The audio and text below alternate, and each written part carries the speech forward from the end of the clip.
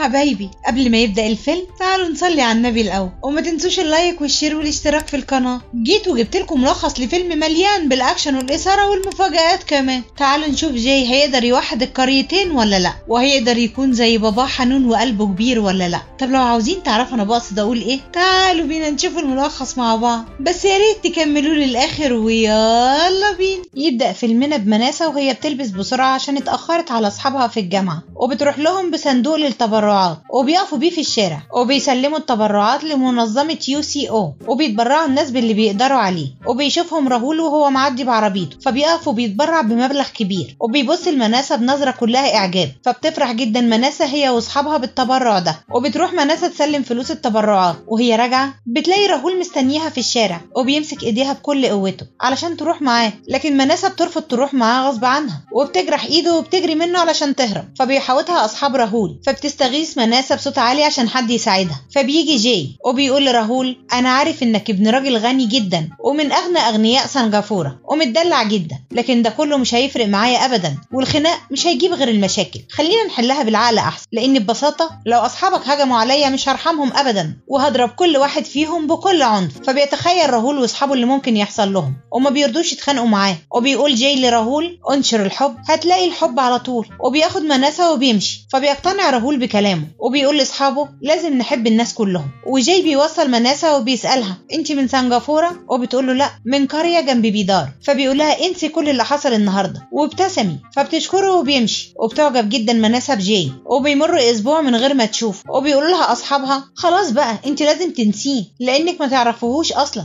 وكمان ما تعرفيش ان كنت هتشوفيه تاني ولا لا. فبتلاقي مناسة جاي في وشها وبيتعرف على اصحابها وبيعزمها على قهوة، فبتقول له مرة تانية وبتمشي. فبيروح لها جاي مرة تانية وبيقول لها بلاش قهوة خلينا نتعشى مع بعض. فبتقول له مرة تانية لاني لازم اشتري حاجات للبيت وانضفه النهارده. وبتروح مناسة تشتري حاجة البيت اللي هي محتاجاها. ولما بترجع على البيت بتلاقي جاي موجود مع اصحابها في البيت، والبيت بيكون نضيف جدا والاكل كمان جاهز. وبيقول لها جاي انا عرفت انك بتحبي تعدي النجوم وبتحبي تسمعي الموسيقى، وطبخت لك الاكل الصيني اللي انت بتحبيه يا شيخه يا بخت. فبتكون مناسة مندهشة، وبيقعدوا كلهم على الاكل وبيقضوا وقت جميل جدا مع بعض. وبيروح جاي يحضر حفلة وبياخد مناسة معاه، وبتقول له مناسة انا عشت اسعد ايام حياتي في الشتوية اللي عرفتك فيها. فبيقول لها طب وايه المانع انك تفضلي سعيدة كده على طول؟ فبتقول له صعب لان عيلتي وقريتي ما يعرفوش غير القتل والعداء وبس، ثم ان انا قريب جدا هخلص دراستي وهرجع على هناك تاني، ومش عايزاك تقابلني تاني خالص علشان اقدر اعيش حياتي زي ما هي، لان صعب عليا جدا ان اعيش حياتي من غيرك. وبتمشي وبتسيبه. فبيسافر جاي على الهند وبيقدم اوراق دراسته هناك. فبيقول له العميد الكل بيسافر للخارج للدراسة، لكن انت الوحيد اللي جاي من الخارج عشان تدرس هنا. فبيقول له بس انا جاي عشان واحدة. وجاي بيشوف شيفا واصحابه بيجروا ورا طلاب الجامعة علشان يضربوهم، فبيكعبل جاي ده وبيضرب ده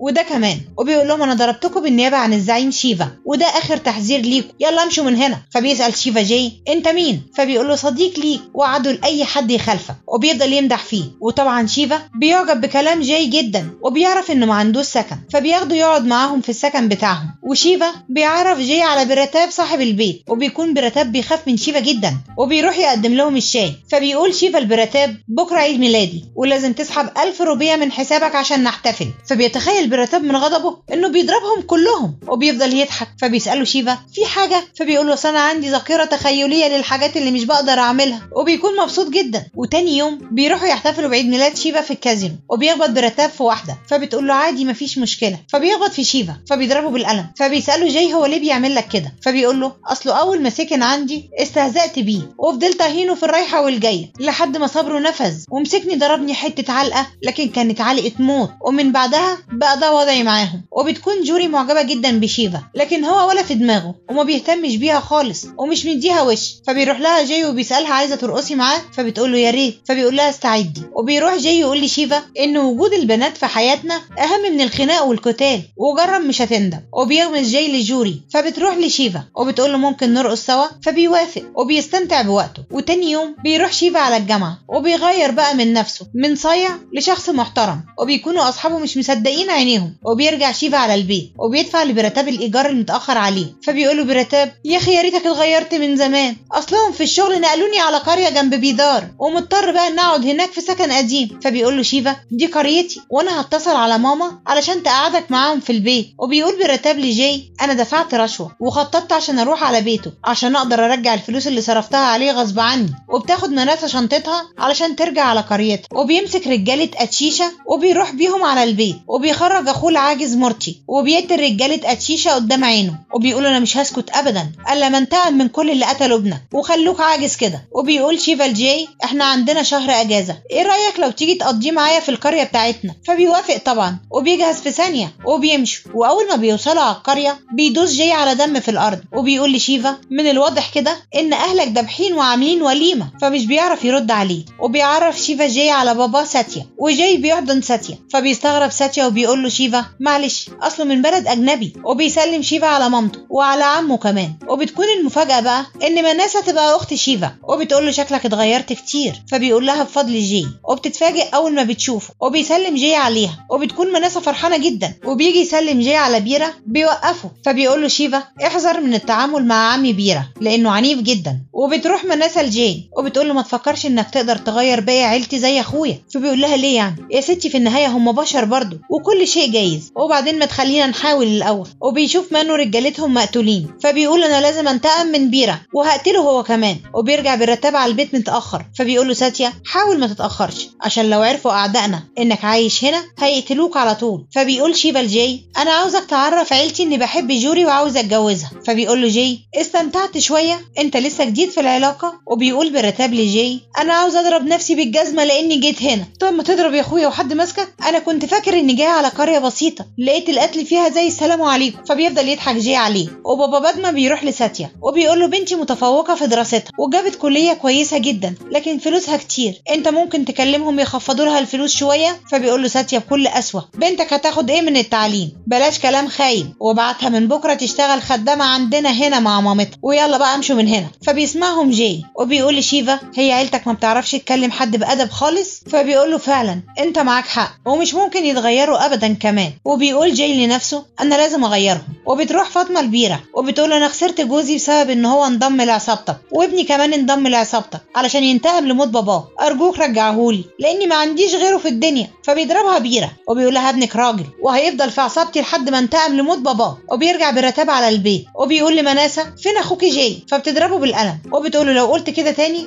انا هقتلك. فبيدخل برتابه وبيقول لجاي الحقني يا اخوي، ده مش الرجاله بس اللي بيضربوا هنا، ده حتى كمان الستات هنا ايديهم طرشه. بس اللي انا مستغرب له بقى انت ازاي قدرت تغير شيفا كده. فبيقول له خليته يقع في حب اخت مراتك وهي غيرته. فبيقول له لو اهله عرفوا هيقتلوني حرام عليك. فبيقول له ما تقلقش انا هحميك. وبتروح ديا تجري وبتقول لمامة مناسة فاطمه شربت سم ونقلوها على المستشفى، يلا بسرعه خلينا نروح لها. فبتقول لها هي حره خليها تواجه مصيرها. فبتقول لها مناسة تعالي انا هروح معاك. فبيستغرب جاي من القسوه اللي فيهم دي. وبيروح جاي ياخد ابن فاطمه من مصنع بيره وبيقول له مامتك شربت سم. فبيسيبهم يمشوا وبيروحوا على المستشفى بسرعه. وبيقول لها ابنها سامحيني انا هعيش معاكي ومش هروح هناك تاني ابدا ولا هفكر في الانتقام. فما بترضاش تبص له. فبيقول لها جاي خلاص بقى سامحيه وعيشوا بسعاده، والفلوس دي ساتيا هو اللي باعتها لكم. فبتعجب جدا مناسة بجاي اكتر واكتر. وبتروح فاطمه وابنها يشكروا ساتيا اعتقادا منهم ان هو اللي ساعدهم زي ما جاي قال لهم، وبيدعوا له ان يعيش حياه سعيده مع اسرته. وبيكون ساتيا مستغرب من كلامهم. وبيدخل ساتيا لجاي وبيقول له تصدق ان دي اول مره حد يجي يقول كلام حلو في حقي وحق عيلتي، انا عرفت ان انت اللي ساعدتهم، ليه قلت اسمي؟ فبيقول له جاي لانهم ما يعرفونيش لكن بيثقوا فيك انت، وعلشان كده قبلوا الفلوس بكل سعاده، وانا امنيتي فعلا انك تكون سند للناس في السراء والضراء. فبيقتنع ساتيا بكلام جاي وبيقرر ان هو يغير من نفسه. وبيروح ساتيا ياخد بادما وبيروح يقدم لها في الكليه اللي عايزاها. وبتعيط بادما من فرحتها وبتترمى في حضن ساتيا. فبيحس ساتيا بالسعاده اللي ما حسش بيها قبل كده. دي بيرة المناسة عريس وبتكون رافضه انها تشوف. فبيطمنها جاي وبيقول لها اهدي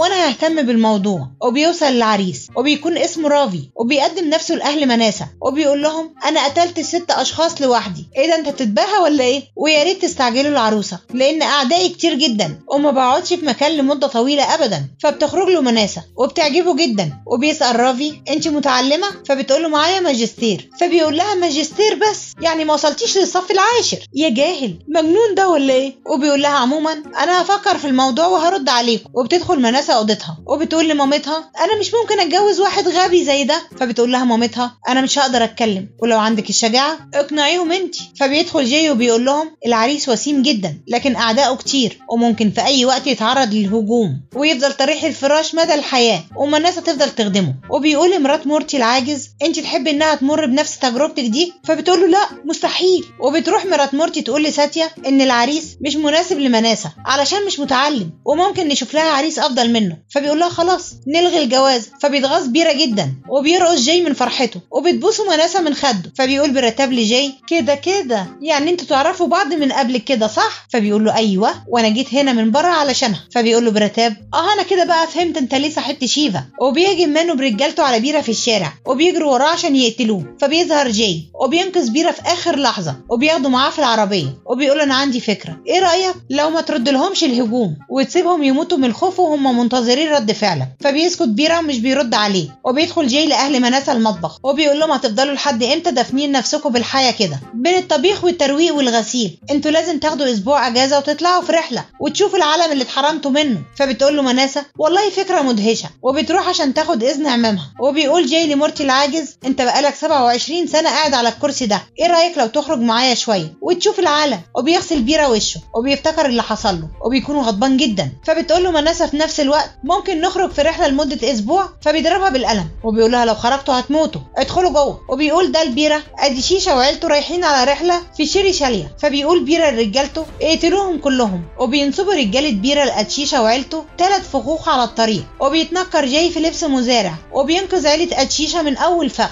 وبيغير اتجاه عربيته وبيهجموا رجالة بيرة على جاي. فبيغطي جاي وشه وبيقتل دول بالساطور وبيضرب دول بكل قوته لحد ما بيخلص عليهم وبيجري عشان ينقذ أتشيشة وعيلته من الفخ التاني. وجاي بيحدف الفاس على كاوتش عربية المجرمين يطيرهم من عليها وبيمسك سيفه وبيقتل فيهم لحد ما بيخلص عليهم وبيجري على الفخ التالت. فبيحدفوا المجرمين حجرة كبيرة قدام عربية أتشيشة يوقفوها وبيفجروا عربية الحراسة ولسه هيفجروا عربية أتشيشة. بيوصل جاي وبيخلص عليهم كلهم وبيتصل بيرة على رجالته وبيكون متعصب جدا ومنتظر انهم يقولوا له أتشيشة وعيلته ماتوا. لكن هنا بقى بتكون الصدمة لبيرة وفي نفس الوقت المفاجأة لينا احنا ان جاي بيرد عليه وبيقول له عيلتي بأمان. وبيقولوا الستات في البيت لساتيا ان حياتنا اتغيرت من وقت وصول جاي على البيت، ايه رأيك لو نجوزه لمناسة؟ وبتروح مناسة وبتقول لجاي انا بحبك جدا. فبيقول لها جاي انت ما تعرفيش عني اي حاجة ولازم تعرفي ان انا ابن أتشيشة اللي عيلتك عايزة تقتله. وبيرجع بالاحداث لورا وبتظهر لكشمي مامة جاي وبتكون بتجهز فرح بالزهور وبتكون طول السنين دي كلها مفهمة جاي ان باباه ميت. لكن اول ما بتشوف نظرته الابن مع باباه في الفرح بتحس بالندم وبترجع لكشمي على البيت وبتقول لجاي انا خبيت عليك حقيقة ان باباك عايش. فبيتصدم جاي وبترجع لكشمي بالاحداث لورا وبتقول انا قابلت باباك في رحلة وحبينا بعض، ولما باباك رجع على البيت عشان يعرف جدك ونتجوز جه واحد على بيت جدك ببنته وهي ميتة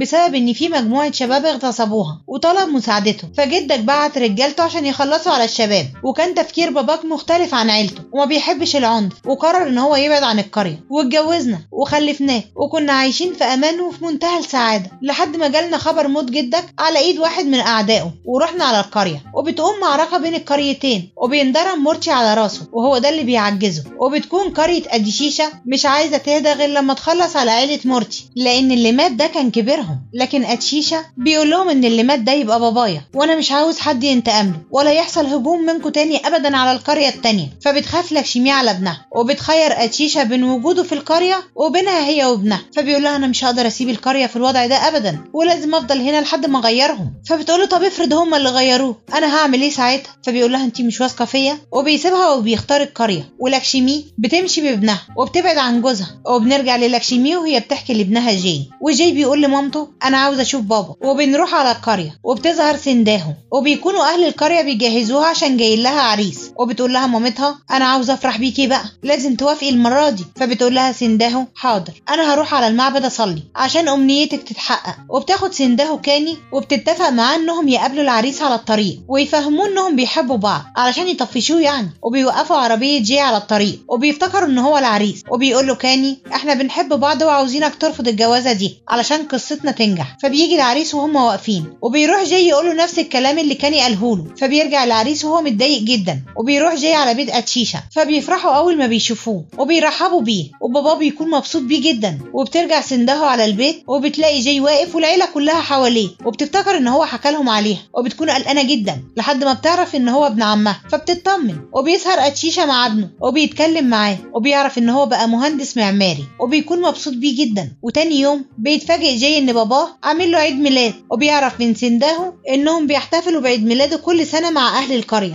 وبيبعت بيرا رجالته لاتشيشا يهددوه علشان يستولوا على محصول الفلاحين وعلى اراضيهم كمان في مقابل الفلوس. فبيقول له اتشيشا ده مش هيحصل ابدا، ويلا بقى امشوا من هنا. فبيغضب جاي لما بيسمع رجاله بيرا وهم بيهددوا باباه، وبيجري ورا عربيتهم وبيضربهم بكل عنف. وبيقول لبابه روح قول لبيرا ان الوضع اتغير وابن اتشيشا هنا. فبيفرح مانو جدا بجاي وبيقول له احنا بقالنا 27 سنه مرتبطين بقواعد باباك، واخيرا بقى جيل هيقف لهم. وبيغضب بيرا لما بيعرف اللي حصل من بابه، وبتلمح سندهو لجاي انها بتحبه، وبتقول له لو عاوز مامتك تيجي هنا يبقى لازم تتجوز وتعمل فرح. فبيعمل ان هو مش فاهمها وبيستعبط عليها، وبيقول لها مش انتي وكاني بتحبوا بعض؟ فبتقول له لا طبعا ده زي اخويا. وبيروح شانكار ابن مورتي برجالته على قريه اتشيشا وبيولعوا في بيوت الفلاحين. فبيروح اتشيشا يقدم شكوى للشرطه، وبيقول اتشيشا لساتيا كنت اتمنى ان عدائنا ما يوصلش للفلاحين الغلابه لانهم ملهمش ذنب في اي حاجه. وبيجر بيرا شكل اتشيشا واخواته وهم خارجين، فبيمسكوا فيهم فبيحوشوهم الشرطيين، وبيوقف اتشيشا اخواته وبيمشوا. وبالليل جاي بيمسك بيرا من وسط رجالته في الشارع وهو معدي بالعربيه، وبيقول له لو قربت لاتشيشا تاني او حتى هددته هقتلك. وبيرزعه في الشجره دي وبيمشي. فبيصرخ بيرا من غضبه، وبيرجع جاي على البيت.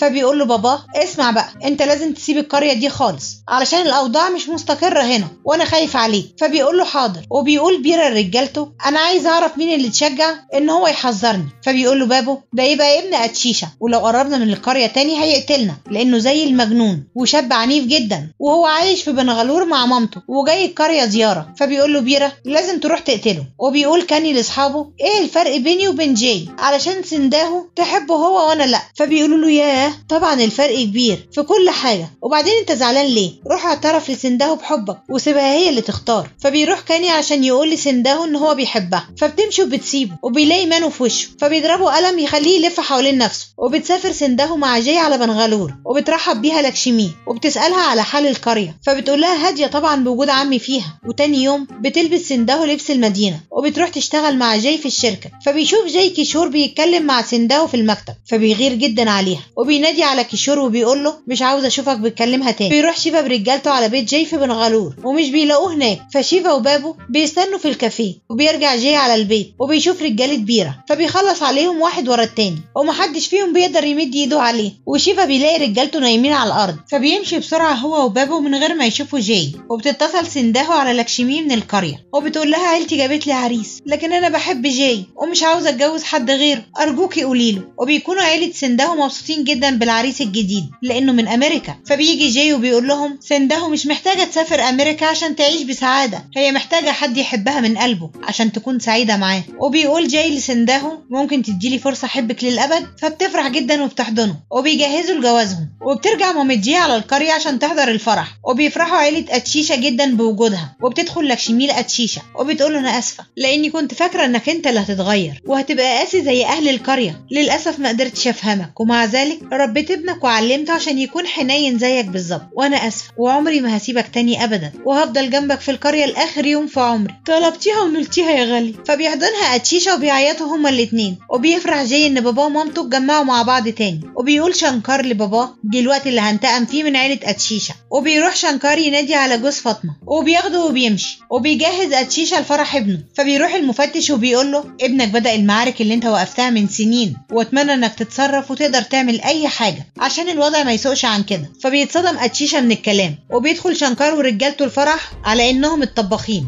وبيفضلوا يقتلوا في الرجاله. وبيدخل واحد عشان يقتل جاي في اوضته، فبيطيروا جاي من الباب وبيمسك جاي سكينه وبيقتل في اعدائهم. وبيكون باباه ومامته مذهولين من منظره ومن الوحشيه اللي هو فيها. وبتقع لكشمي على الارض، وبيشوفوا لكشمي على الارض مطعونه وكلهم بيجروا عليها. وبياخدها اتشيشا في حضنه وبتموت لكشمي.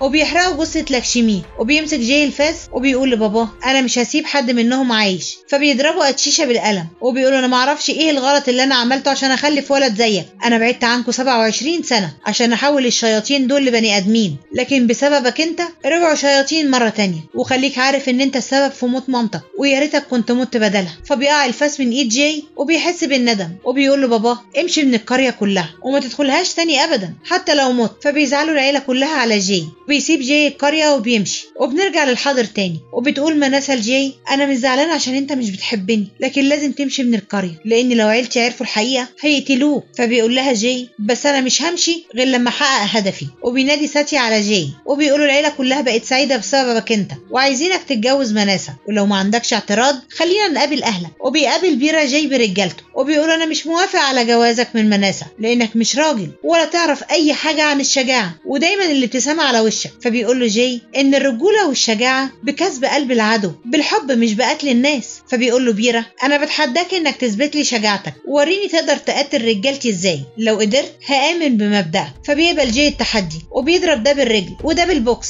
وبيشيل ده وبيرميه على دول يطيرهم في الهواء على طول، وبيضرب ده وده كمان وبيخلص على دول، وبيضرب ده في وشه وده في بطنه وبيدوس على ده برجله وبيطير ده على الطوب وبيكسر لده رقبته. وبيقول لبيرا انا نفذت كلامك ودورك بقى انك تنفذ كلامي، وبيمشي. فبيروح بيرا لجاي تاني يوم وبيقول انا حبيت شجاعتك وفي شخص قوي جدا موجود في القريه التانيه، لو قتلته انا هجوزك مناسة على طول وهخدمك طول عمري. فبيقول له جاي انت عمرك ما هتتغير ابدا، الشخص اللي انت بتتكلم عنه ده مات من زمان وبقى شخص تاني، شخص حنون، شخص حنين جدا وقلبه بقى طيب وواقف قدامك دلوقتي. فبيغضب بيرا وبيمسك جاي وبيرزعه في الحيطه وبيشده ينزله وبيضربه بالرجل يخرجه بره البيت. وبيقول لاخوه ادي اللي انت عاوز تجوزه لمناسة بنتك يبقى ابن اتشيشه وجاي عشان يقتلنا كلنا. وبيضربه بالخشبه دي لحد ما بتتكسر عليه وبيديله رجل يطيره وبيشد السكينه وبيقول له زي ما ماتت مامتك قدام عينك انا هقتل باباك كمان. وهنا بقى جاي ما بيقدرش يتحكم في نفسه وبينط عليه يوقعه وبياخد السكينه وبيقول انت مش هتقدر تاذي بابايا، وبيطير رجالته وبيضرب بيرا وبيدي لده بالرجل وبيقول لبيرا كفايه عداء بقى وتعلم حب اللي حواليك. فبياخد بيرا السكينه وبيجري عليه، وفي اللحظه دي بيجي اتشيشه برجالته وبيضرب بيرا بالرجل وبيقول له ما تفكرش ان علشان انا ساكت ابقى ضعيف، انا اللي مش حابب ان اكون سبب في اذيه اي شخص. وبيكلموا عن الرجوله والحب اللي ابنه خلقها في عيلته عشان يوحد القريتين ونسي عدائه وبيكون فخور بابنه جدا.